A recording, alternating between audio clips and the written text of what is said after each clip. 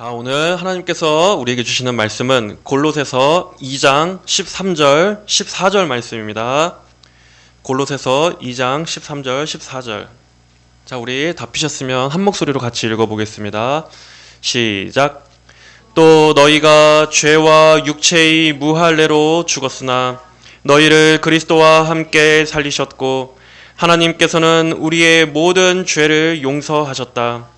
하나님께서는 우리를 거슬러 대적하는 빚 문서를 지워버리시고 또 그것을 십자가에 못 박아 없애버리셨다. 아멘. 자, 오늘은 우리가 함께 읽은 이 골로새서 2장 13절, 14절의 말씀으로 십자가에서 내려진 하나님의 판결문, 십자가에서 내려진 하나님의 판결문이라는 제목으로 하나님 말씀 증거하겠습니다. 십자가에 달리신 예수 그리스도를 아는 것은 우리 기독교 신앙의 핵심이자 또 신학의 정수이고 골수라고 할 수 있습니다. 그 누구도 예수님을 믿는다고 하면서도 그분의 십자가에다가 중심을 두지 않는 신앙은 그 자체로 왜곡된 신앙입니다. 왜냐하면 하나님께서 하나님의 구원을 가장 분명하게 드러내신 곳이, 계시하신 곳이 바로 예수님의 십자가이기 때문입니다.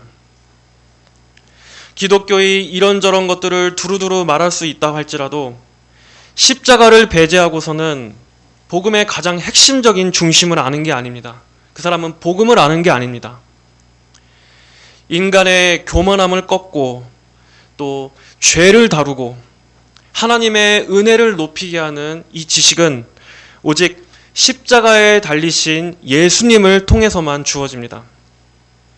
그러므로 십자가를 아는 참된 지식은 사람을 겸손하게 만들 수밖에 없습니다. 죄를 미워하지 않을 수밖에 없게 만듭니다. 은혜 앞에서 감격할 수밖에 없게 만듭니다. 출애굽기에서 하나님께서 이스라엘 백성들에게 명령하셨던 그 유월절 어린 양의 피는 그저 바라만 보라고 주어지신 게 아닙니다. 실제로 문설주에 바르라고 주어졌습니다. 이스라엘이 애굽에게 내려진 그 10번째 재앙, 그 10번째 재앙으로부터 보호받을 수 있었던 이유는 그들이 그 피를 얼마나 경건하게 바라봤기 때문이 아니라 하나님께서 그 문설주에 발라진 피를 보셨기 때문입니다. 마찬가지로 그리스도의 이 피, 보혈은 우리의 감정의 대상이기 전에 신뢰의 대상이 되어야 합니다. 구원의 안전함은 우리 믿음의 강도에 달려있는 것이 아니라 바로 이 피의 가치에 달려 있습니다. 이 보혈의 가치. 참된 믿음은 이 문설주에 발라진 이 어린 양의 피, 이 어린 양의 피의 가치를 아는 데서 시작합니다. 십자가에서 흘리신 예수님의 보혈이 어떠한 가치를 지니고 있는가? 그 피가 실제로 어떠한 효과를 가져왔는가? 예수님의 십자가는 어떠한 일을 이루셨는가? 하는 이것을 정확하고 바르게 아는 데서부터 우리의 신앙과 구원이 출발하는 것입니다. 많은 사람들이 여전히 예수님의 십자가 하면 그저 감정적인 측면만을 떠올립니다. 예수님께서 내 죄를 속하시기 위해서 얼마나 모진 고난을 당하셨나. 채찍을 맞으시는 예수님, 머리에 가시관을 쓰시고 피를 흘리시는 예수님. 그러한 예수님을 떠올리면서 내가 그 십자가를 얼마나 감정적으로 풍부하게 느끼고 있는가. 그 십자가를 생각할 때 나는 얼마나 눈물을 흘리는가 하는 것을 자신의 신앙의 척도라고 생각하는 것입니다. 또한 십자가 하면 그저 어떤 사랑의 본보기, 희생의 본보기 정도로만 생각하는 경향이 있습니다. 그래서 예수님께서 자신을 내어주셨던 것처럼 우리도 이웃을 사랑하고 희생하고 봉사를 실천하자 하는 그러한 사랑의 실천 측면에서만 십자가를 바라봅니다. 대부분의 오늘날 십자가의 설교는 이러한 휴머니즘적인 측면 또는 이런 감상적인 측면에서만 십자가를 다룰 뿐입니다. 그러나 우리는 예수님의 십자가를 생각할 때 가장 중요한 것을 잊지 말아야 합니다. 십자가는 어떠한 사랑의 상징, 희생의 본보기, 어떠한 이러한 도덕적인 측면을 이전해 바로 십자가는 하나님의 판결이 내려진 법정적 자리라는 것, 이것을 가장 생각해야 합니다. 감정적 측면이 아니라 바로 이 십자가의 법적 측면이 십자가에서 일어난 일이 정확하게 어떠한 의미를 가지고 있는지를 우리는 바로 이 십자가의 교리, 이 십자가의 교리에 대해서 먼저 배워야 하는 것입니다. 만약 십자가를 이러한 법적 측면, 언약적 측면에서 바라보지 않고 그저 감상적 측면에서만 바라보게 될 때 성도들의 실제 삶에서는 여러 오류가 생길 수밖에 없습니다. 십자가의 교리에 대한 확고한 이해가 들어오기 전에 그저 감정으로만 느끼려고 하기 때문에 그 신앙에는 반드시 문제가 생길 수밖에 없다는 것입니다. 먼저 가장 기본적으로 예수님의 십자가가 도대체 나의 구원을 어떻게 이루었는가, 나의 구원을 어떻게 확실하게 했는가를 알지 못해서 성도들은 구원의 확신을 가질 수가 없습니다. 믿기는 믿되 추상적으로 믿기 때문에 신앙이 견고하게 세워질 수가 없는 것입니다. 믿습니다라고 말은 하지만 실제로 그 십자가가 나를 어떻게 구원하는가에 대한 토대가 없기 때문에 그냥 피상적인 믿음밖에 될 수 없는 것입니다. 그래서 스스로를 구원받은 신자라고 생각하다가도 또 죄를 짓고 넘어지면 어떻습니까? 정죄감과 죄책감에 시달리기 일쑤입니다. 다들 그러한 마음은 있습니다. 예수님께서 내 죄 때문에 십자가에 달려 돌아가셨다는 것에 대한 어떤 연민, 어떤 죄송한 마음들은 있습니다. 하지만 그 연민과 죄송함 속에서 신앙생활 평생을 보내는 것입니다. 그러다가 계속해서 반복되는 자기의 죄된 모습을 보면서 나중에는 자기 혐오에 빠지게 됩니다. 그리고 그 자기의 이 양심의 찔림을 해결하기 위해서, 해소하기 위해서 실컷 애통해하고 눈물을 흘리면 그걸로 됐다는 그러한 정서적 해소감을 회개라고 생각하면서 신앙생활을 합니다. 내가 이만큼 죄로 인해 양심의 가책을 느끼고 내가 이만큼 예수님 앞에 눈물을 흘렸으니까 내 죄가 용서받았겠지. 그리고 어떤 용서를 확신하는 측면에서도 그렇습니다. 죄 때문에 막 괴로워하다가 이제 어느 정도 시간이 흐르고 나서 마음에 평안이 들면 이제 내가 좀 용서받은 것 같다. 바로 이러한 내 마음의 감정 상태로 하나님의 용서를 간음하는 것입니다. 내가 지금 마음이 평안해졌나? 또 내가 얼마나 눈물을 흘리고 아파했나? 이제 마음이 좀 편안해졌으니 하나님께서 날 용서하셨나 보다. 이렇게 나의 감정과 기분의 상태가 하나님의 용서의 기준이 됩니다. 내 마음이 편해지면 용서를 받은 거고 내 마음이 여전히 아직도 뭔가 찝찝하고 가책이 사라지지 않으면 아직 하나님께서 날 용서하신 게 아니고, 이렇게 십자가의 객관적 사역에 의한 죄 용서와 회개가 아니라 내 기분과 내가 느껴지는 이 감정에 따른 주관적인 체험이 죄 용서의 기준이 되는 것입니다. 그렇게 예수님은 어떤 구속자시라기보다는 불쌍한 분이 되어갑니다. 하나님의 진노를 실제로 담당하신 대속자로서 예수님을 믿고 의지하는 것이 아니라 그저 예수님의 마음을 아프게 하지 말아야지 하는 이러한 연민의 대상, 가녀린 예수님, 내 죄를 아파하고 공감하고 내 상처에 함께 눈물을 흘리시는 그러한 유약한 분으로서 예수님을 여기게 되는 것입니다. 현대교회에서 그리는 십자가에 대한 설명들은 대부분 다 이런 식으로 귀결될 수밖에 없습니다.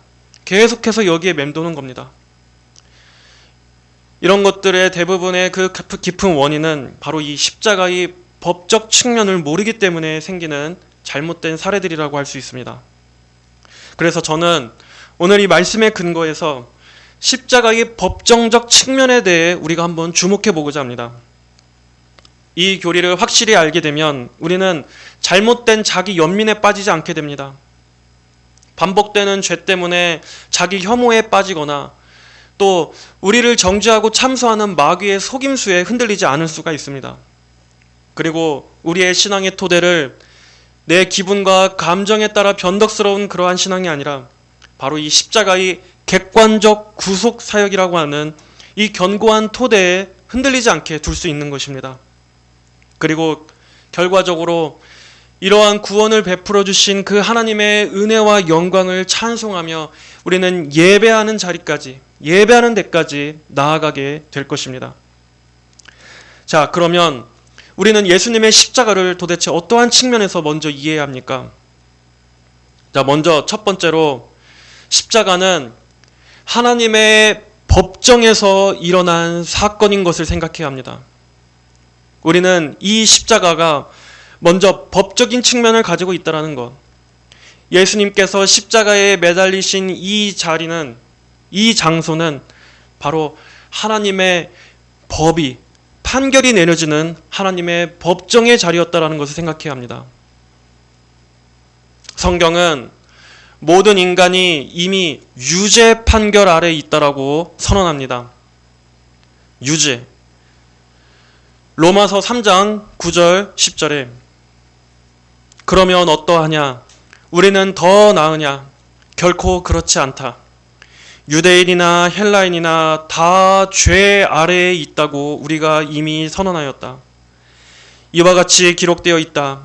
의인은 없으니 하나도 없으며 깨닫는 자도 없고 하나님을 찾는 자도 없다. 모두가 탈선하여 한 가지로 무익하게 되고 선을 행하는 자가 없으니 하나도 없다. 유대인이나 헬라인이나 다 죄 아래에 있다고 우리가 이미 선언하였다. 자, 여기서 죄 아래에 있다라는 말은 이 말 자체가 법정인 용어입니다. 죄 아래에 있다. 즉 우리 모든 인간의 법적 지위 상태가 이미 유죄 상태라는 것입니다. 죄 아래에 있다. 즉 우리는 판결 대기 상태가 아니라 이미 하나님 앞에서 죄가 있다고 선고받은 유죄 상태. 모든 사람이 다 죄 아래에 있다는 것입니다. 우리의 신분은 법적으로 하나님 앞에서 죄인이라고 성경은 선고하고 있습니다. 아담의 첫 범죄 이후로 에덴 동산에서의 아담과 하와의 그 범죄 이후로 모든 인간은 아담의 타락 안에서 태어났습니다. 아담은 인류의 대표자로서 하나님과 언약을 맺었기 때문에 모든 아담의 후손들은 태어날 때부터 이 아담의 실패와 죄와 타락 가운데서 태어난 원죄가 있는 상태로 태어난 것입니다. 또한 원죄만이겠습니까? 우리 자신이 짓는 죄들, 이것을 자범죄라고 합니다. 이 원죄와 자범죄로 인해서 인간은 하나님 앞에서 죄가 있는 상태입니다. 법적으로 죄인인 상태입니다. 우리는 하나님의 법을 어긴 죄인, 하나님을 거부하고 하나님께 반역하는 죄인, 하나님을 예배하지 않고 경외하지 않는 죄인, 그리고 하나님과의 관계에서의 측면뿐만 아니라 우리 자신이 내뿜는 죄들, 우리 마음 안에서 생겨나는 죄, 우리가 타인에게 행하는 죄, 그리고 그런 죄들이 모인 이 세상에 가득한 사회적 죄악들, 이 모든 것들로 인해서 하나님 앞에서 이 모든 인간은 이미 유죄 상태에 있는 것입니다. 또 로마서 3장 19절의 말씀도 보겠습니다. 우리가 아는 것은, 율법이 말하는 것은 율법 아래에 있는 자들에게 말하는 것이니 이는 모든 입을 막고 온 세상을 하나님의 심판 아래에 있게 하려는 것이다. 모든 입을 막는다. 여기서 모든 입을 막는다는 말은 죄인인 인간에게는 변론권이 박탈되었다는 뜻입니다.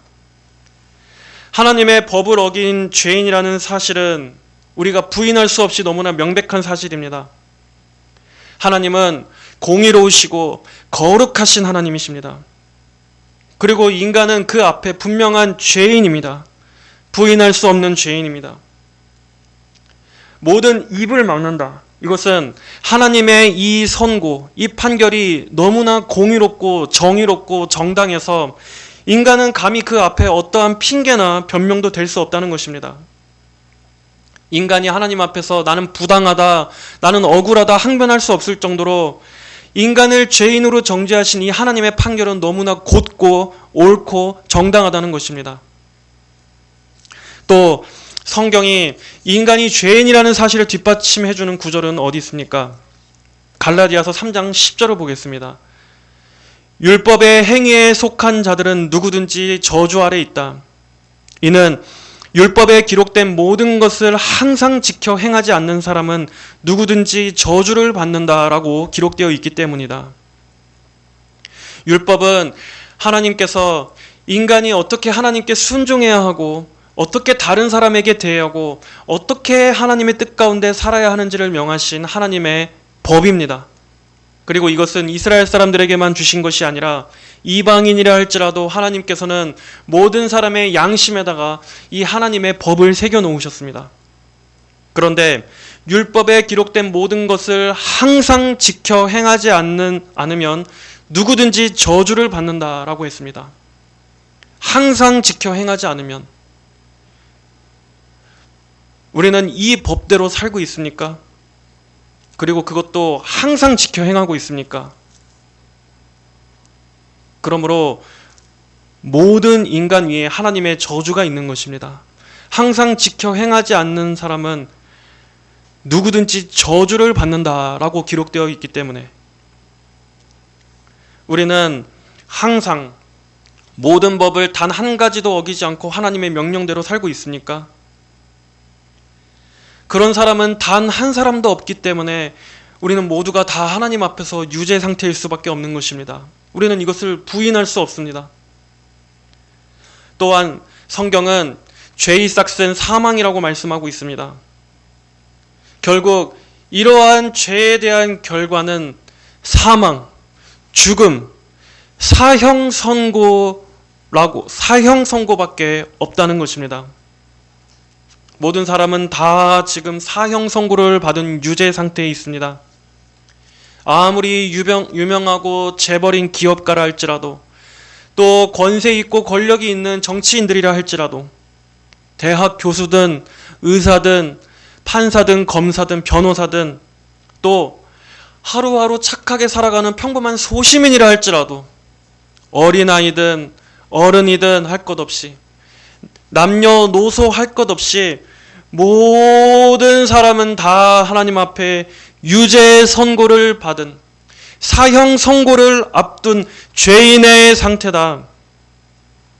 이것이 하나님께서 판결하신 인간의 정직한 상태인 것입니다. 그 밖에 성경은 모든 사람이 죄를 범하였음에 하나님의 영광에 이르지 못하였다라고 선언합니다.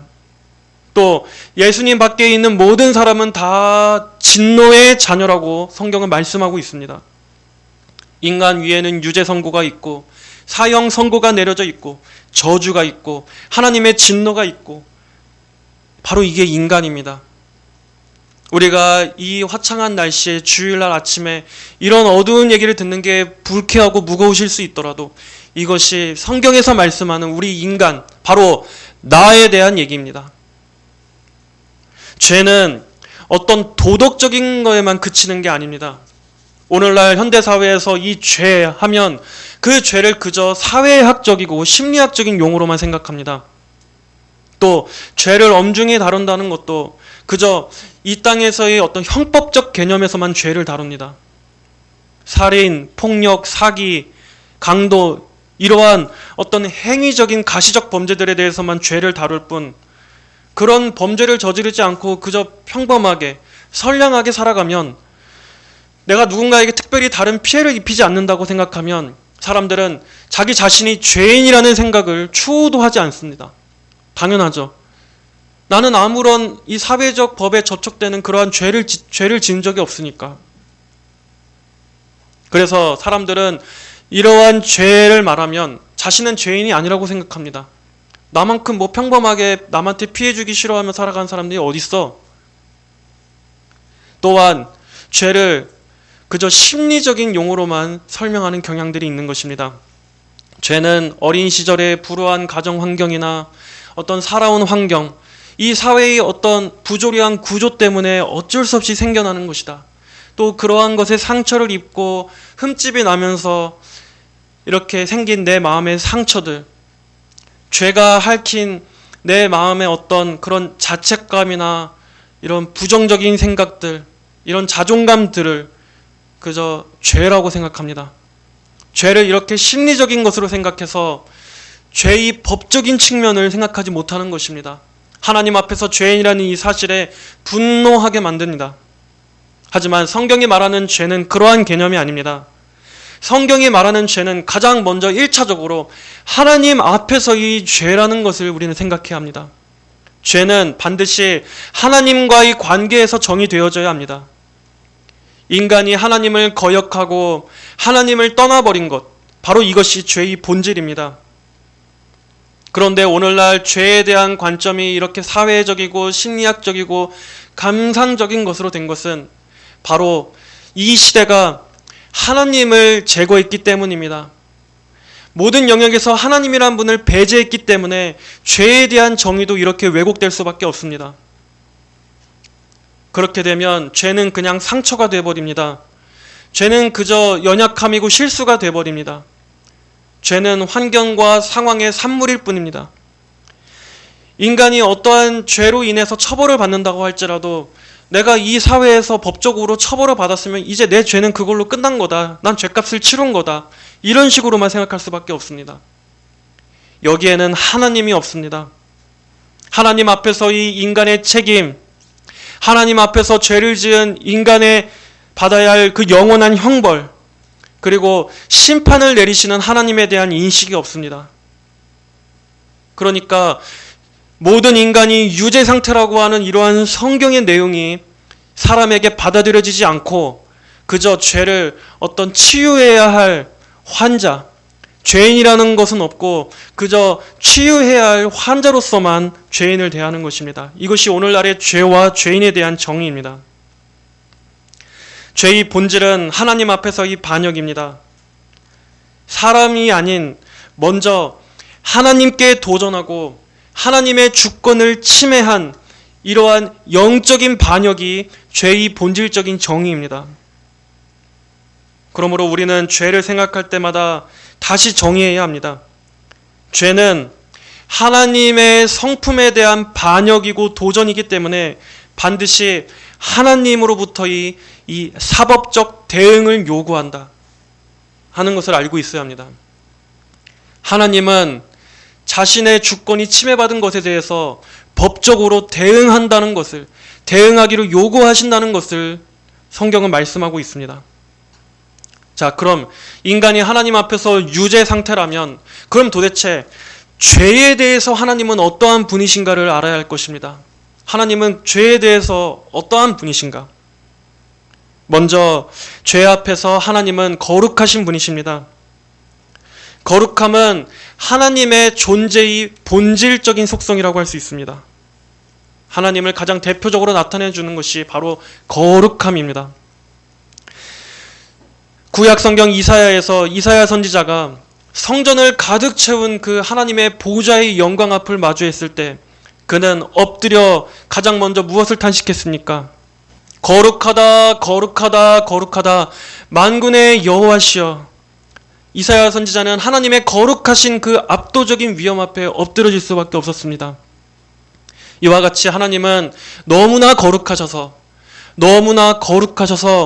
죄와는 조금도 공존하실 수가 없으신 분입니다. 죄와 조금이라도 하나님은 가까이 하실 수 없고 함께 하실 수 없으며 죄를 조금이라도 참아보지 못하실 정도로 하나님은 죄를 미워하시고 죄를 결코 조금도 용납하실 수 없는 분이십니다.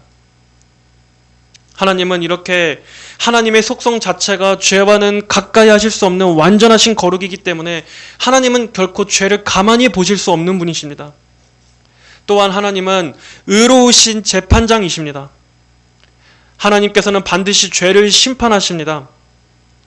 여러분, 만약에 하나님께서 사랑의 하나님이시라고 해서 우리 인간의 생각대로 하나님께서 그냥 어떤 죄를 그냥 눈 감아 넘어가 주시고 그냥 무시하고 넘어가는 분이시라면 그것은 하나님께서 하나님 자신을 스스로 부정하는 게 되는 것입니다.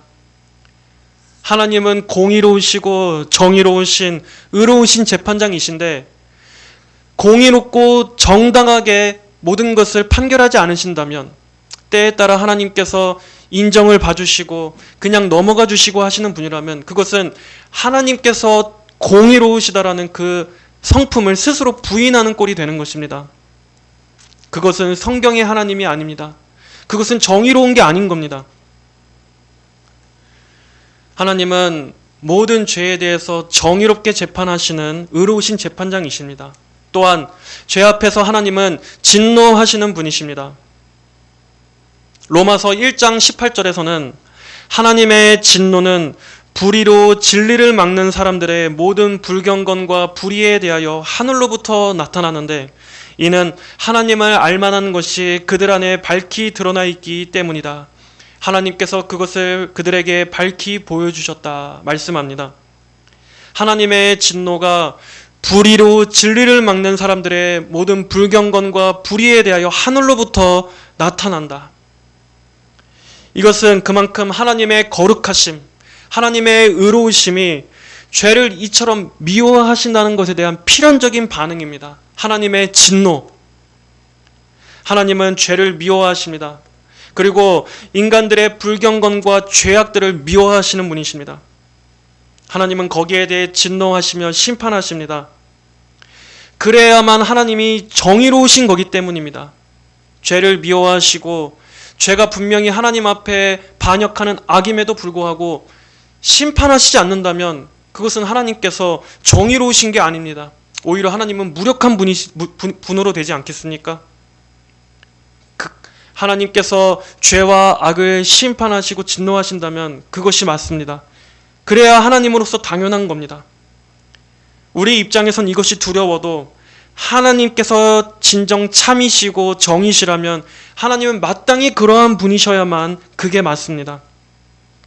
그래서 시편 7편 11절 12절에서는 이렇게 말씀했습니다. 하나님은 의로우신 재판자이시오 매일 분노하시는 하나님이시로다. 사람이 회개하지 아니하면 그가 그의 칼을 가시며 그의 활을 이미 당겨 예비하셨도다 라고 성경은 말씀하는 것입니다. 인간은 바로 이러한 하나님 앞에 범죄했습니다. 하나님의 진노와 심판의 활은 하나님을 거부하고 있는 모든 죄인들에게 겨누어져 있습니다. 하나님은 진실하신 분이시기 때문에 하나님께서는 한 번 하신 말씀을 결코 번복하지 않으실 것이고 그렇다면 죄에 대한 모든 심판의 말씀은 하나님의 말씀대로 성경대로 우리 각자에게 반드시 임할 수밖에 없게 됩니다. 그래서 성경은 말씀한 것입니다. 히브리서 9장 27절에 한 번 죽는 것은 사람에게 정해진 것이요 그 뒤에는 심판이 있더라고. 죄에 대해서 진노하시는 하나님, 죄인을 심판하시는 하나님은 너무나 옳고 정당하고 의로운 것입니다. 그리고 우리는 마땅히 심판받을 수밖에 없는 심판받아 마땅한 죄인이라는 것도 옳습니다. 우리는 성경이 선언하고 있는 이러한 판결에 우리는 항의할 수 없는 것입니다. 우리 인간이 죽음이라는 것을 겪게 된 것도 하나님의 말씀에 의한 것입니다. 원래 인간은 죽지 않도록 지음받았지만 죄가 들어오면서 이 세상에 죽음도 함께 들어왔습니다. 우리는 매일매일 이 세상에서 들려오는 죽음의 뉴스들을 보면서 우리는 그때마다 죄를 생각해야 합니다. 이 모든 것이 하나님의 심판에 의한 하나님의 진리의 말씀에 의한 대로 된 것이구나. 그리고 그 죽음이 내게도 닥칠 것을 묵상하면서 우리는 또한 생각해야 합니다. 죄는 반드시 심판을 가져온다고.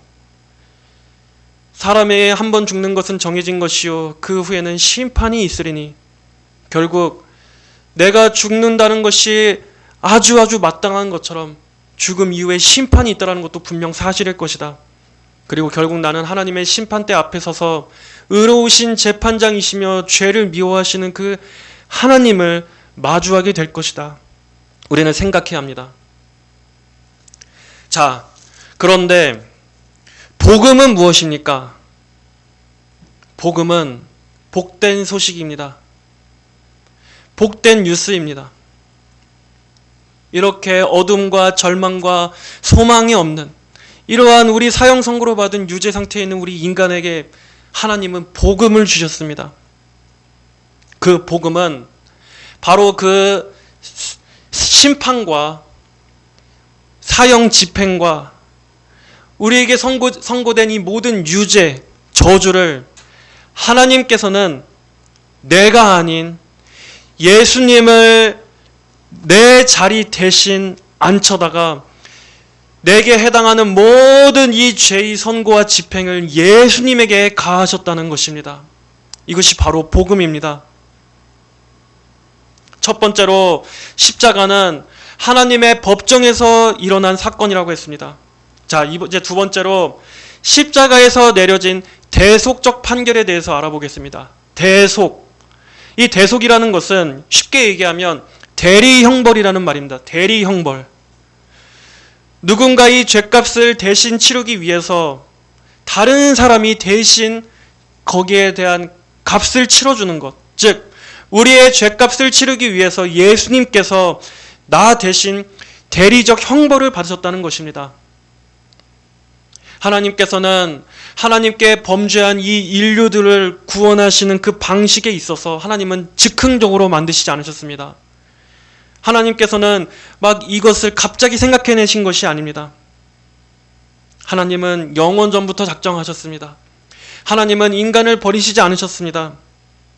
하나님께서는 창세 전에 이렇게 영적으로 죽은 반역한 죄인들을 구원하시기 위한 하나님만의 구원 방식을 작정해 놓으셨는데 그 구원 방식은 성경 전체에 걸쳐서 구약 성경 그리고 창세기에서부터 그리고 에덴 동산에서부터 하나님은 예고해 주셨습니다.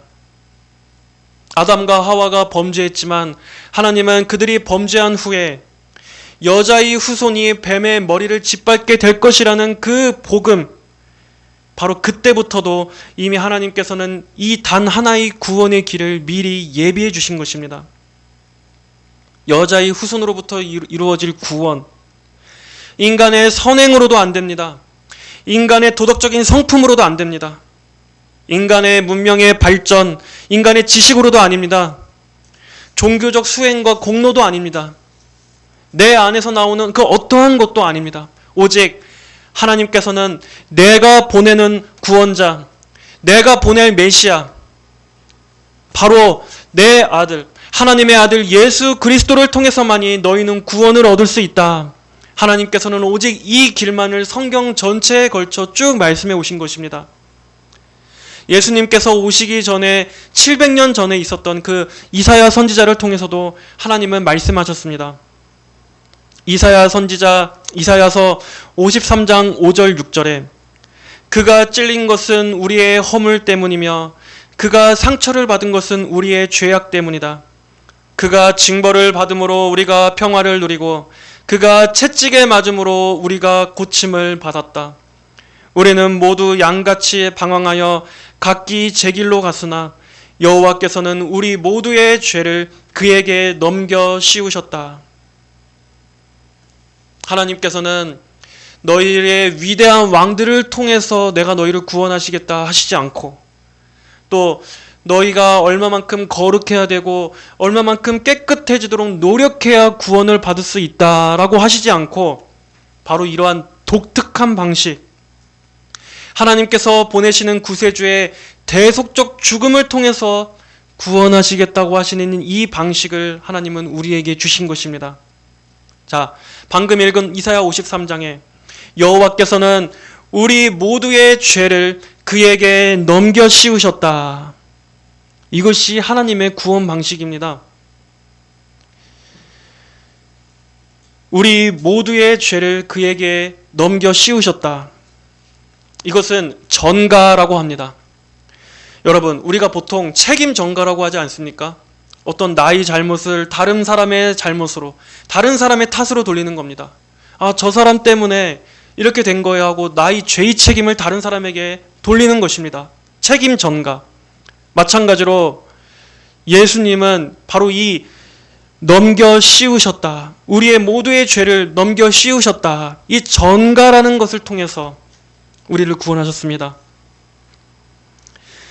하나님께서는 우리 스스로는 죄를 해결할 수 없다고 하십니다. 아무리 노력해도 내가 내 힘으로는 죄를 이길 수 없습니다. 나는 도저히 죄의 권세에서 벗어날 수 없고 죄를 끊을 수 없고 죄를 씻을 수 없습니다. 그런데 우리의 죄가 예수님께 넘겨졌다는 겁니다. 이 죄의 강력한 힘과 죄의 대가들, 그리고 제가 가져온 많은 오염들, 이 인생의 가책들, 나만 알고 있는 이 마음의 무거운 가책들, 찔림들, 이 모든 것들이 다 예수님에게 넘겨 씌워졌다. 예수님께 다 전가되게 하셨다. 이것이 하나님의 구원 방식입니다.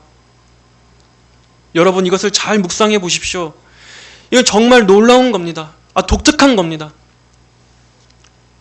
세상은 힘과 물질과 권력과 돈으로 구원을 생각하지만 하나님은 우리의 죄가 예수님에게 넘겨 씌워지는 방식으로 우리를 구원하십니다. 내 죄가 예수님께로 이동했습니다. 내가 받을 형벌이 예수님께로 이동했습니다. 내게 내려진 이 사형 선고가 예수님께로 이동했습니다. 내가 겪어야 할 심판, 집행이 예수님께로 이동되었습니다. 죄로부터 오는 모든 인생의 더러움, 불결함, 이 죄책감, 이 저주, 이것들이 예수님께로 이동했습니다. 그리고 내가 가야 마땅할 지옥, 그 모든 것들이 다 예수님께로 이동했습니다. 바로 이것이 십자가에서 일어난 일입니다. 십자가에서 우리의 모든 죄가 예수님께로 다 넘겨졌습니다. 그리고 이제 예수님 위에 내 죄가 있습니다. 나를 묻고 올가매고 나를 고통스럽게 하고 나를 지배하고 나를 더럽힌 그 죄들이 지금 예수님 위로 그대로 다 넘겨졌습니다. 다 뒤집어 씌워졌습니다. 여러분, 예수님을 믿는다고 하면서도 여전히 자기의 죄 때문에 불안에 떨고 있는 분들이 있다면 이 부분을 기억하셔야 합니다. 여호와께서는 우리 모두의 죄를 그에게 넘겨 씌우셨다. 일부의 죄만이 아닙니다. 내가 예수님 믿기 전에 지었던 과거의 죄만이 아닙니다. 내가 앞으로 살면서 지을 모든 죄들까지도, 내가 죽기까지 앞으로 지을 그 수많은 죄들까지도 다 예수님에게 넘겨졌다는 겁니다. 내가 행위로 지은 죄만이 아니라, 그냥 이 죄의 어떤 행동들만이 아니라 그 죄의 권세, 나를 막 사로잡고 질질 끌고 가고 매이게 했던 죄의 권세, 죄의 통치, 죄의 법, 죄의 원리, 죄의 힘, 그 아래, 죄 아래 시민이었던 이 모든 이러한 신분까지도, 그리고 죄가 가져올 심판까지도 다 예수님에게 몽땅 넘겨졌다는 겁니다. 여러분, 이거를 법적인 지금 장면이라고 했습니다. 어떤 추상적이고 그런 이야기가 아니라 지금 분명히 법적 차원에서 나의 모든 죄가 예수님에게 완전히 넘겨졌다고 합니다. 이것을 믿으셔야 합니다. 이어서 고린도후서 5장 21절은 말씀했습니다. 하나님께서는 죄를 알지도 못하시는 분을 우리를 대신하여 죄로 삼으셨다. 이는 우리가 그분 안에서 하나님의 의가 되게 하시려는 것이다. 예수님은 죄를 알지도 못하시는 분이었습니다. 예수님은 살면서 단 한 번도 죄를 지은 적이 없으신 분이셨습니다. 예수님은 정말 말 그대로 무죄, 무흠하신 분이었습니다. 이 땅에 있었던 모든 인간들 중 단 한 분, 예수님만이 무죄하신 분이었습니다. 그런데 그러한 분이 내 죄 때문에 죄인이 되셨다고 합니다. 우리를 대신하여 죄로 삼으셨다. 죄로 삼으셨다. 이 말은 법적으로 죄인이 되셨다는 겁니다. 예수님 자신의 죄 때문이 아니라 내 죄 때문에 예수님이 법적으로 신분이 죄인의 신분이 되셨다. 나를 대신해서 완전한 죄인이 되셔서 그분이 십자가라고 하는 그 사형 집행 때에 나 대신 매달리신 것입니다. 아무 죄가 없으신 분이 나의 이 완전한 죄가 그분에게 덮어 씌워져서 그분이 완전한 죄인이 되셨다. 내가 완전한 죄인이기 때문에 예수님도 완전한 죄인이 되셔야만 했다. 그래야 나 대신 대속하실 수 있기 때문에. 물론 이것은 참 감정적으로는 너무나 죄스럽습니다. 예수님이 나 때문에 죄인이 되셨다는 게 너무나 죄송스럽습니다. 하지만 영적으로는 이것은 우리에게 너무나 큰 위안이 되어줍니다. 그만큼 내 죄가 완전히 넘겨졌다는 뜻이기 때문입니다. 내 죄가 완전히 넘겨졌기 때문에 예수님이 완전한 죄인이 되신 겁니다. 우리의 죄가, 여러분의 죄가 남김없이 예수님에게 넘겨 씌워졌습니다. 그리고 예수님은 이 일을 억지로 하시지 않으셨습니다. 오히려 예수님은 이 일을 하시기 위해서 오셨습니다. 바로 이것이 예수님께서 오신 이 땅의 사명이요 목적이고 하나님께서 그 아들을 이 땅에 보내신 이유였습니다. 만약 이 예수님의 자발성이라는 게 왜 중요합니까? 만약 예수님께서 이것을 억지로 하기 싫어서 등 떠밀어서 짊어진 것이었다면 이것은 법적으로 무효가 됩니다. 왜냐하면 그것은 정의롭지 않기 때문입니다. 하나님은 정의로우신 하나님이라고 하지 않았습니까? 그런데 어떠한 판결을 처리함에 있어서 뭔가 부당하고 억울하고 억지로 한 것이 있다면 그것은 과정에 있어서도 정의롭지가 않은 겁니다. 하지만 예수님은 자발적으로 십자가를 지셨습니다. 즉 이것은 억지로 강요된 형벌에 의해서 된 것이 아니라 언약적 순종, 즉 하나님께서 명하신 구원을 이루시기 위해서 자발적으로 삼위일체 하나님 간의 그 영원전의 협약에 의해서, 그 은혼에 의해서, 언약에 의해서 자발적으로 달리신 것입니다. 그러므로 이것은 합법적인 겁니다. 예수님이 우리 대신 대리적 형벌을 받으시는 이것은 법적으로도 효력이 있고 합법적인 것입니다. 그래서 예수님은 말씀하시지 않았습니까? 내가 내 목숨을 버리는 것은 다시 얻기 위함이니 이를 내게서 빼앗는 자가 있는 것이 아니라 내가 스스로 버리노라. 내가 스스로 버리노라. 삼위일체 하나님께서는 영원 전부터 우리 죄인들을 구원하시기 위해서 협약을 맺으셨습니다. 의논하시고 함께 이 구원을 위해서 함께 하신 일입니다. 바로 저와 여러분 같은 죄인들을 구원하시기 위해서. 또한 예수님의 죽음이 억지로 부과된 강요된 죽음이었다면 그것은 그냥 비참한 저주받은 형벌일 뿐이지 그것이 제사는 될 수 없었을 것입니다. 하나님께 올려 바쳐드리는 제사는 되지 못했을 것입니다.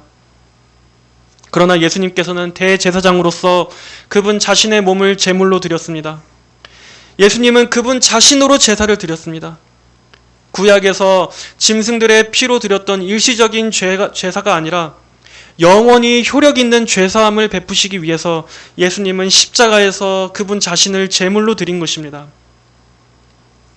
자, 그러므로 이제 우리가 생각해 봐야 될 세 번째는 이제 십자가에서 내려진 하나님의 이 심판 집행은 법적으로도 영원한 효력을 갖게 되었다는 것입니다. 하나님의 심판이 예수님에게 내려지고 예수님은 죄의 싹신, 죄의 대가인, 죄의 결과인 죽음을 받으셨습니다. 즉 정죄, 죄가 있다고 정해지는 것, 유죄라고 선고되어지는 것은 이제 예수님 안에서 다 끝났습니다. 그리고 하나님께서 내리신 판결은 예수님 안에서 완료되었습니다. 자, 그렇다면 이 집행, 이 십자가에서의 사형 집행은 하나님께 받아들여졌습니까? 예수님의 죽으심이 실제로 하나님을 만족시켰습니까? 그리고 이 모든 과정이 하나님의 공의대로 합당하게 끝났습니까? 만약 예수님께서 이렇게 달려 죽으셨어도 이것이 하나님의 그 의로우심과 그 법적인 것을 만족시키지 못했다면 그것은 헛된 죽음이 될 것입니다. 뭔가 부족했을 것입니다. 하지만 그렇지 않습니다. 예수님께서 이 드려진 십자가는 완전하게 하나님께 받아들여졌습니다. 그것을 어떻게 알 수가 있냐고요? 바로 예수님의 부활입니다. 부활은 예수님께서 우리의 모든 죄값을 다 치르셨다고 하시는 하나님의 선언입니다. 하나님의 확인서입니다. 십자가가 하나님께 거절당하지 않고 온전하게 다 값이 치러졌다고 하나님께서 공개적으로 선언하신 것이 바로 예수님의 부활하심이었습니다. 우리의 죄가 다 처리되었다는 겁니다. 우리의 죄가 예수님 안에서 다 깨끗하게 도말되었다는 겁니다. 즉 제거되었다는 것입니다. 그러므로 여러분 잘 생각해 보십시오. 우리의 확신의 근거는 어디 있는 겁니까? 내 회개의 강도에 있는 겁니까? 내가 얼마나 마음을 찢고 얼마나 내가 세게 회개하고 얼마나 울어야 하는가에 대해서 우리의 구원이 달려 있습니까? 아니면 내 믿음에 달려 있는 겁니까? 내가 얼마나 예수님을 많이 믿는지, 세게 믿는지, 또는 내가 얼마나 끝까지 내 믿음을 온전히 지켜야 하는가에 우리의 구원이 달려 있습니까? 이제 구원받았으니까 끝까지 죄를 짓지 말고 다시 또 죄를 지으면 지옥에 갈지 모르니까 내가 죄 짓지 말고 내 믿음을 끝까지 유지해야지 하는데 구원이 달려 있는 겁니까? 다 틀렸습니다. 그렇다면 여러분은 아직도 지금 앞서 말씀드린 예수님의 이 법적 측면이 도대체 무슨 의미가 있었는지를 다 허투루 들은 겁니다. 여러분, 우리의 구원의 근거는 예수님의 십자가를 하나님께서 받으셨는가? 그 십자가의 제사를 하나님께서 수납하셨는가? 그리고 그 십자가에서 죄에 대한 완전한 집행이 끝났는가? 하는 여기에 달려있는 겁니다. 완전한 집행이 끝났다고 했습니다. 하나님께서 이 죄에 대한 모든 값을 하나님이 다 받으셨고 거기에 대한 끝났다고 확인서까지 예수님의 부활하심으로 선언하시기까지 하셨습니다. 이제 죄에 대한 모든 심판은 끝난 겁니다. 그런데 하나님께서 받으신 제사를 우리가 어떻게 거절합니까? 하나님께서 다 판결이 끝나셨다고 하는데 우리가 그 판결을 부정하는 꼴이 되는 겁니다. 만약 여전히 내가 찝찝해서 그래도 뭔가 내가 내 힘으로 남은 것을 이뤄야 될 것 같다라는 생각을 여전히 갖고 있다면 그것은 지금까지 이 하나님의 판결에 지금 여러분이 동의하지 않고 있는 겁니다. 아직도 예수님의 이 십자가가 뭔가 부족했다. 아직도 이 죄에 대한 집행이 뭔가 부족했다라고 지금 여러분은 불복하고 있는 것입니다. 여러분은 예수님의 십자가에서 죄에 대한 모든 집행이 다 이루어졌다는 것을 문자 그대로 믿어야 합니다. 다 이루었다라고 하신 그 말씀 그대로 믿어야 합니다. 여기에는 우리의 어떤 느낌, 감정, 내 죄가 다 해결된 것 같은 어떤 그 느낌, 이런 게 개입하면 안 됩니다. 우선 이것은 법정적인 판결입니다. 느낌이 아니라 정확한 법적 판결입니다. 여러분은 어떤 계약서나 어떤 영수증을 볼 때 거기에 여러분의 어떤 감정을 막 개입시킵니까? 이미 계약이 끝났고 돈이 지불되었다는 어떤 확인서를 볼 때 막 그걸 내가 어떻게 느끼는가, 여기가 중요합니까? 중요한 것은 다 거래가 끝났고 다 값이 치러졌다는 그 확인서, 그 객관적인 게 중요한 겁니다. 예수님의 십자가는 바로 그 객관적입니다. 예수님의 보혈이 바로 그 확인서, 영수증입니다. 단지 내 느낌상 뭔가 아직 믿어지지 않는다고 해도 이미 이것은 이루어진 사실이고 이미 내려진 판결이기 때문에 여러분이 아무리 그렇게 느껴도 이 사실은 변하지 않습니다. 꿈쩍도 하지 않습니다. 심지어 마귀가 아무리 흔들어대도 이것은 절대 바뀌지 않습니다. 그만큼 그래서 성경은 담대하고 확고하게 말씀한 것입니다. 로마서 8장 1절에 그러므로 이제 그리스도 예수 안에 있는 자에게는 결코 정죄함이 없나니 이는 그리스도 예수 안에 있는 생명의 성령의 법이 죄와 사망의 법에서 너를 해방하였음이라. 그리스도 예수 안에 있는 자에게는 결코 정죄함이 없나니, 유죄가 없나니, 이것은 그냥 감탄사가 아니라 실제 판결에 근거한 것입니다. 법적으로 선언한 것입니다. 정말로 예수님 안에 있는 자에게는 더 이상 정죄가 없다는 겁니다. 율법이 육체로 말미암아 연약하여 할 수 없었던 그것을 하나님께서 하셨으니, 우리가 아니라 하나님께서 하셨으니 곧 자기 아들을 죄 있는 육체의 모양으로 보내셔서 그 육체 안에서 죄를 심판하신 것이다.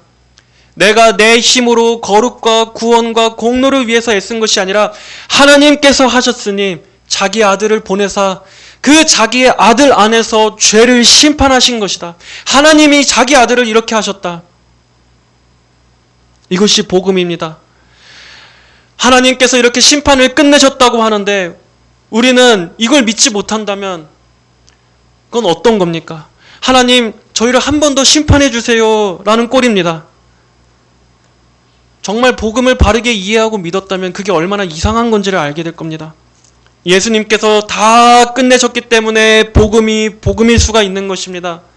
예수님 안에서 다 끝났기 때문에 이것이 정말 좋은 소식인 것입니다.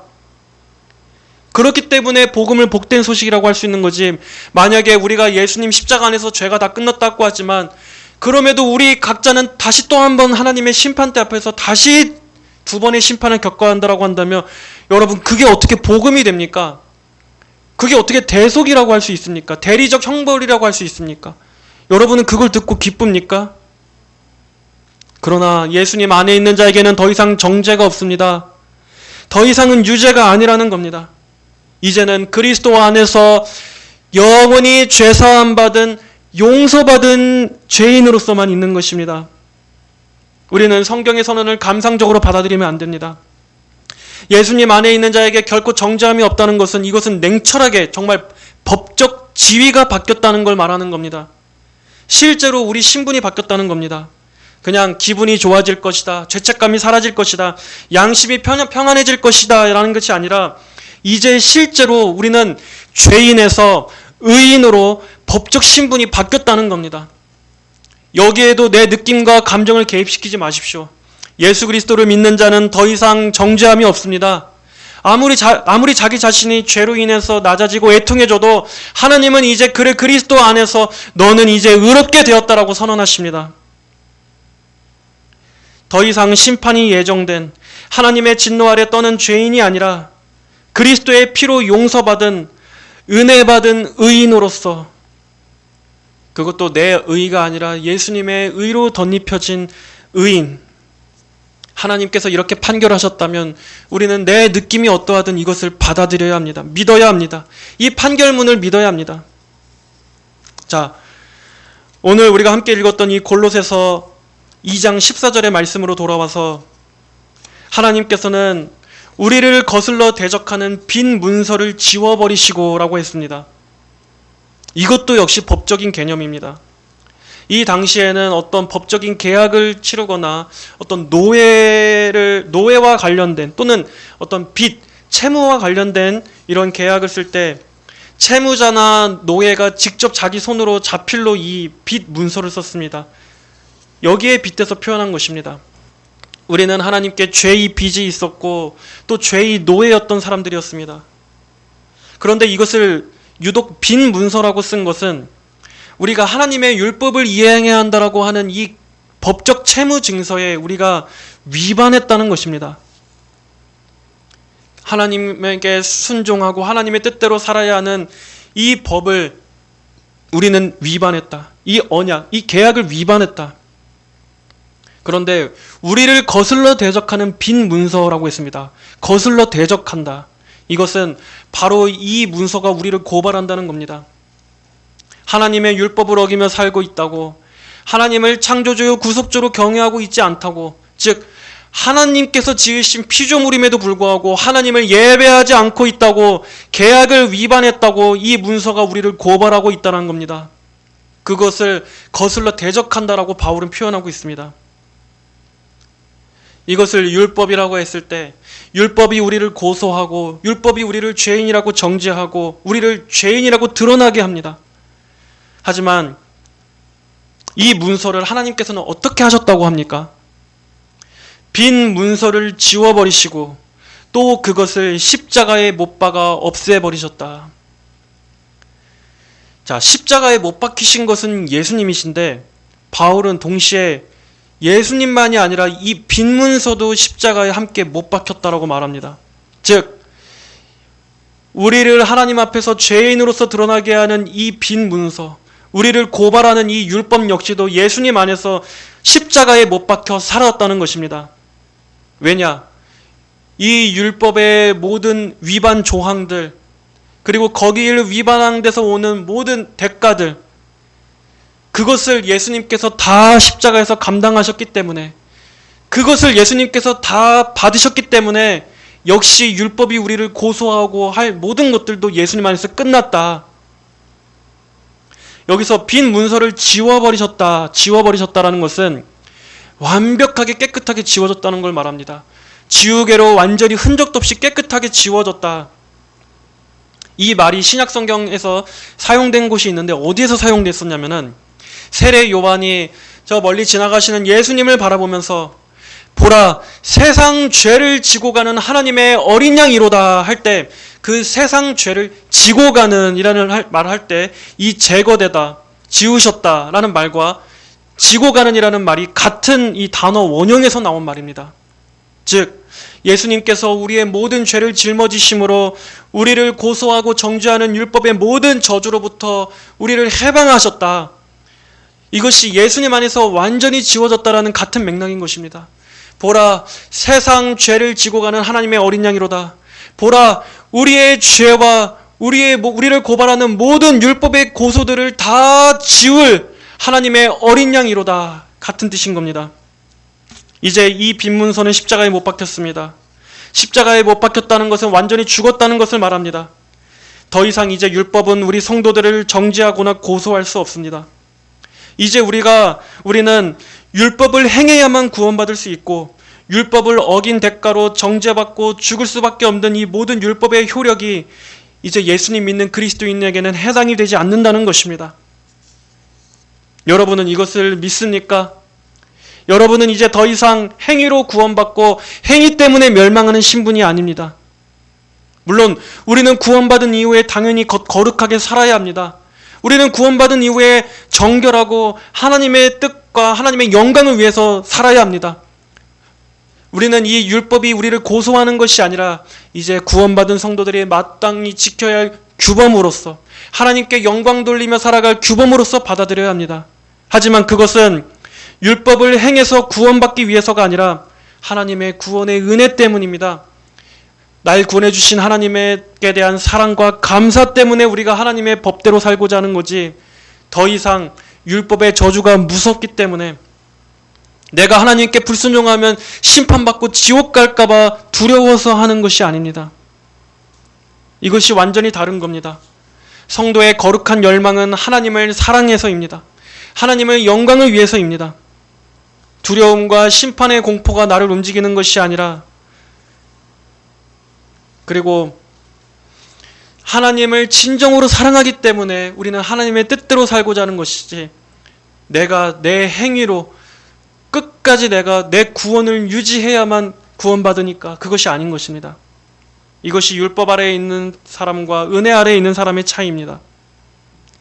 자, 더 나아가 마지막으로 십자가에서 일어난 일을 딱 한 가지 더 보겠습니다.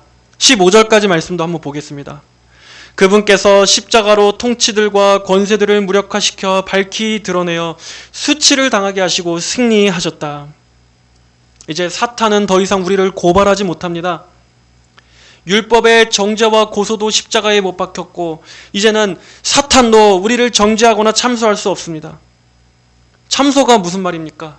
계속해서 흠집을 내고 계속 고자질을 하고 계속 고발한다는 겁니다. 너 무슨 죄 졌지? 너 무슨 죄 있지? 그거 봐. 너는 구원받고도 무슨 죄 짓고 있잖아. 넌 이제 끝났어. 너희 구원은 실패했어. 이제 하나님께서도 널 더 이상 인내하시지 않을 거야. 너는 이제 끝났어. 하나님이 널 버리실 거야. 이렇게 계속해서 마귀는 하나님의 이 판결을 무효로 만들고자 합니다. 계속 무효라고 생각하게 만듭니다. 하지만 여러분, 우리는 십자가에서 이미 이 판결이 완전히 끝났다는 것을 배웠습니다. 여러분 확실히 기억하십시오. 이제는 더 이상의 재심이 없습니다. 또는 어떤 임시적 조건부 판결이 없습니다. 십자가는 하나님의 최종적인 판결입니다. 완전히 끝났습니다. 완전히 끝났습니다. 예수님의 십자가 대속이 그만큼 위대한 겁니다. 더 이상 뭘 더하거나 다시 재판이 이루어지거나 여기에 뭘 더 추가해야 되거나 그럴 게 아무것도 없습니다. 여러분 얼마나 강력합니까? 얼마나 위안이 됩니까? 그러므로 누가 능히 하나님께서 택하신 자들을 고소하겠느냐? 의롭다 하신 분은 하나님이시다. 의롭다 하신 분은 하나님이시다. 바울은 얘기했습니다. 하나님께서 의롭다 하신 걸 어떤 마귀가 취소할 수 있겠습니까? 이제 더 이상은 채무 문서나 고발장이 없습니다. 십자가에서 완전히 기록이 말소되었습니다. 십자가에서 완전한 형벌이 다 집행됐습니다. 그래서 예수님의 이 말씀이 그만큼 위대하고 무게감이 있는 것입니다. 예수님이 십자가에서 다 이루었다라고 하시지 않았습니까? 다 이루었다. 여러분, 우리의 구원에 필요한, 내 구원에 필요한 모든 것은 예수님께서 다 완납하셨다. 내 빚을 예수님께서 다 갚아주셨다 하는 것을 여러분 정말 믿으셔야 합니다. 이것을 믿으셔야 합니다. 이게 복음이고 이걸 믿어야 복음을 믿는 겁니다. 그냥 막연하게 예수님 믿습니다. 예수님이 나의 주와 구주이심을 믿습니다가 아니라 예수님께서 내 모든 죄값을 다 완납하셨음을 믿습니다. 나의 어떤 감정과 행위가 개입되는 것이 아니라 예수님이 오롯이 다 하셨음을 믿습니다. 여기에 우리의 근거와 확신을 둬야 합니다. 이걸 바라보지 않고 계속해서 내 안에서만 확신을 찾으면 여러분 죽을 때까지 구원의 확신은 없습니다. 복음은 내가 아니라 예수님 그분이 도대체 십자가에서 무슨 일을 하셨는가, 거기에서 어떤 일이 끝나고 어떤 일이 완성되었는가, 이것을 아는 것입니다. 히브리서 10장 14절에 그분은 한 번의 제사로 거룩하게 된 자들을 영원히 완전하게 하셨다라고 했습니다. 한 번의 제사로 거룩하게 된 자들을 영원히 완전하게 하셨다. 법적으로 이제 종결됐다는 겁니다. 아직도 내가 구원을 완성해야 되고 내가 끝까지 거룩하게 죄 안 짓고 살아야 되고 그런 게 아닙니다. 물론 그렇다고 해서 우리가 이걸 악용해서 방종에 빠지라는 게 아니지만 그건 성화의 영역입니다. 그건 나중에 또 다루도록 하겠습니다. 여전히 내가 뭔가 십자가로는 부족하고 여전히 내가 뭔가 나의 행위를 더해야 한다는 생각, 이 가인의 정신, 이 가인의 자세, 가인의 뿌리, 가인의 본질이 인간 안에 아직도 내재하고 있습니다. 그래서 내 행위로 하나님 앞에 뭔가를 최종적인 평가를 받아야 한다는 그 생각 자체가 아직도 복음을 잘못 이해하고 있는 겁니다. 여러분, 구원은 내 행위가 아니라 예수님의 행위 때문에 받는 겁니다. 내 의가 아니라 예수님의 의 때문에 구원받는 겁니다. 내 자신의 의는 아무것도 없습니다. 설령 내가 지금부터 죽을 때까지 단 한 번도 죄를 짓지 않고 산다고 할지라도 여러분, 나는 의가 없습니다. 예수님의 의 때문에 내가 구원받는 것이고, 예수님께서 들이신 십자가의 희생 제물 때문에 구원받는 것이고, 예수님이 하신 일 때문에 죄값이 다 완납된 겁니다. 철저하게 예수님께서 하신 그 일에다가 여러분 구원의 근거를 두십시오. 믿음은 그것을 바라보는 것입니다. 그것을 의지하는 것입니다. 자, 이제 말씀을 맺겠습니다. 성도 여러분, 오늘 우리가 살펴본 이 십자가의 법적 측면을 반드시 기억하십시오. 내 현재 상태가 아니라, 내 믿음의 강도가 아니라 하나님의 이 판결이 나의 구원을 지킨다 하는 것을 마음에 새기십시오. 효력은 하나님께서 내리신 이 판결문 안에 있습니다. 내 구원의 안전함도 내 어떤 영적인 컨디션, 나의 믿음이나 확신의 강도에 달려있는 것이 아니라 하나님의 이 확정된 판결 안에 있습니다. 우리는 죄를 짓기도 하고 넘어지기도 합니다. 우리는 흔들리기도 하고 방황하기도 합니다. 우리의 믿음은 약해지기도 하고 쇠약해지기도 합니다. 그러나 이 판결만큼은 변하지 않습니다. 이 판결만큼은 변하지 않습니다. 예수님께서 내 모든 죄값을 다 갚으셨다. 그래서 청교도 스테판 찬옥이라는 분은 이렇게 말했습니다. 확신은 내 마음을 들여다보는 데서 오지 않고 하나님이 받으신 제사를 바라보는 데서 온다. 예수님의 보혈의 가치는 우리의 과거, 현재의 모든 죄들과 또 그 죄가 가져올 결과들, 그 모든 것들을 하나님께서 완전히 받으셨고 하나님은 그것을 완전히 수납하셨다는 이 판결 때문에 이 십자가가 귀중한 것입니다. 우리가 죄를 지을 때마다 예수님의 보혈로 씻으라는 말을 합니다. 그것은 어떤 신비로운 측면이 아니라 우리가 죄를 지을 때마다 바로 십자가에서 이루어진 이 법정적 측면을 기억하면서 예수님을 의지하라는 뜻입니다. 그게 예수님의 피로 씻어 정결케 된다라는 말입니다. 여러분, 바로 이 예수님의 대속적 죽으심과 부활로 인해서 죄인이 구원받아 의인이 되는 것입니다. 그리고 이러한 판결문이 내려졌다면 이제는 하나님은 자녀들에게 공의로운 재판장이 아니라 사랑하시는 아버지로서 되십니다. 우리 성도들의 아버지가 되십니다. 그러므로 성도 여러분, 예수님을 주로 고백한다고 하면서도 항상 그 죄책감에 머물러서 거기에서 빠져나오지 못하는 이러한 상태에 머물러 계시지 마시고 예수님의 십자가에서 이미 판결이 끝났음을 바라보십시오. 예수님의 죽으심 안에서 이미 정죄는 끝났다는 것을 기억하십시오. 그러므로 하나님 아버지 앞에 담대히 나아가십시오. 죄를 짓고 넘어져도 예수님을 의지해서 하나님께 담대히 나가십시오. 여러분을 사랑하시는 아버지, 그 아버지의 은혜와 긍휼 안으로 자녀로서 달려가십시오. 하나님께서는 이미 예수님 안에서 심판을 하셨기 때문에 이제 우리가 하나님께 달려갈 때는 우리를 조금도 가까이 할 수 없는 죄인, 심판받아 마땅할 악인으로서 보시지 않고 사랑하는 자녀로서, 비록 죄를 짓고 더러워졌지만 그럼에도 내 품 안으로 달려오는 그 사랑하는 자녀로서 우리를 봐주십니다. 그 은혜와 용서와 사랑을 한없이 넓게 갖고 계시는 그 아버지의 마음을 바라보십시오. 자기 혐오와 자포자기에 빠지지 마시고 십자가 안에 있는 이 담대하고 자유함을 누리십시오. 그렇게 해도 될 정도로 예수님의 십자가는 강력한 것입니다. 그러므로 우리가 믿음으로 의롭다 하심을 받았으니 우리 주 예수 그리스도로 말미암아 하나님과 화평을 누리자. 성도는 이제 하나님과 화평하게 된 관계입니다. 그리고 성도는 이제 하나님의 이 은혜와 사랑과 사랑 속에서 보호를 받으며 하나님의 완전하신 영광을 마주하게 되는 저 천국까지 하나님의 친밀한 관계 속에서 사랑을 받아 누리는 그러한 존귀한 존재입니다. 성경은 말씀했습니다. 죄가 너희를 주장하지 못하리니 이는 너희가 율법 아래 있지 아니하고 은혜 아래 있음이라. 은혜 아래 있음이라. 이것을 항상 기억하시고 헛된 죄책감이나 마귀의 참소에 속지 않고 우리에게 이렇게 놀라운 구원의 은혜와 사랑을 베푸신 하나님을 영원히 찬양하며 예배하는 그 기쁨, 그 확신 속에 살아가는 성도 여러분이 되시기를 주님의 이름으로 축복합니다. 기도하겠습니다. 하나님 아버지 감사합니다. 우리가 다시는 심판받지 아니하도록 우리 대신 심판받으신 그 예수님으로 인해 우리가 이렇게 구원과 영생과 죄사함을 얻게 해주심을 감사합니다. 하나님 아버지, 우리 구원의 토대를 더 이상은 우리 마음 안에 내가 느끼는 기분 안에 두지 않게 하여 주시고 예수님의 십자가 안에서 이 확실히 끝난 이 하나님의 판결문 속에 우리 구원의 토대를 두게 하여 주시옵소서. 그럴 때 우리는 흔들리지만 우리는 영원하고 확고하고 이 견고한 예수님의 십자가를 바라보며 일어설 수 있습니다.